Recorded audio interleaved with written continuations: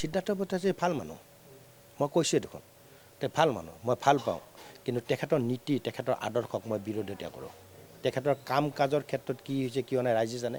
তেখেতক মই ভাল মানুহে বুলি ক'ম, ভদ্ৰ মানুহ, ভদ্ৰ ধৰণে কথা কয়, তেখেতক মই সন্মান কৰোঁ।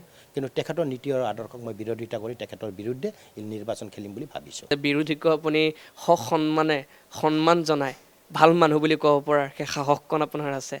সিদ্ধাৰ্থ ভট্টাচাৰ্য মই সৰুৰ পৰা পোৱা, তেখেতৰ মোৰ দাদাৰ দৰে। মই তেখেতৰ বিৰুদ্ধে কেনেকৈ ক'ম? তেখেতৰ মানুহ ময়ে মানুহ, আৰু তেখেতৰ বিৰুদ্ধে ক'ব গ'লে মোৰ মনে নকয় তেখেতৰ বিৰুদ্ধে ক'ব যে তেখেতৰ বিৰুদ্ধে মই ক'ম।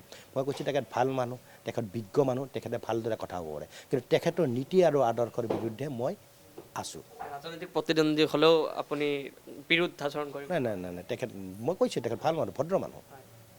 তেখেতৰ মই বিৰুদ্ধাচৰণ মই কোনটো ক্ষেত্ৰত কৰিম? তেখেতৰ নীতি আদৰ্শৰ, তেখেতে যিটো নীতি আদৰ্শ, যিটো দল লৈ তেখেতে নীতি আদৰ্শ লৈ অসমত কাম কৰি আছে, গুৱাহাটীত কাম কৰিব গৈ আছে, সেইটোৰহে মই বিৰুদ্ধাচৰণ কৰিছোঁ। সমষ্টিত উন্নয়নৰ ক্ষেত্ৰত কিবা ক'বনে? তেখেতে সফল নে বিফল এই ক্ষেত্ৰত কিবা ক'ব? এই বিষয়ত ক'ব গ'লে তেখেতে কিছুমান ক্ষেত্ৰত বিফল হৈছে।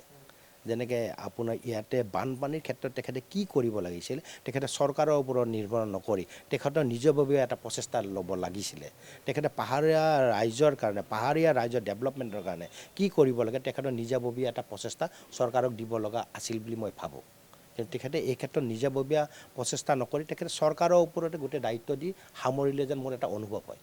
তেখেত নিজে প্ৰাক্তন যথেষ্ট বৰ্ষীয়ান বিজেপি কৰ্মী, কিন্তু আজি দলত তেখেতৰ যিটো সন্মান, সেই সন্মানক লৈ বহুতে কিন্তু প্ৰশ্ন উঠায়। তেখেতৰ প্ৰতি বুলি নহয়, মই যিবিলাক নেকি প্ৰকৃত বিজেপি কৰি তেখেতসকলে আজি বিজেপিক এই পৰ্যায়লৈ লৈ আহিছে, সেইসকলৰ প্ৰতি মোৰ সহানুভূতি থাকিব, থাকি যাব। কাৰণ তেখেতসকলক আজিৰ দিনত মোৰ মতে বিজেপি দলে টাটা বাই বাই দি দিছে। গতিকে তেখেতসকলৰ সহানুভূতি থাকিব, কাৰণ তেখেতসকল প্ৰত্যেকজনে এজন ভদ্ৰ ব্যক্তি আছিলে মই জনাত।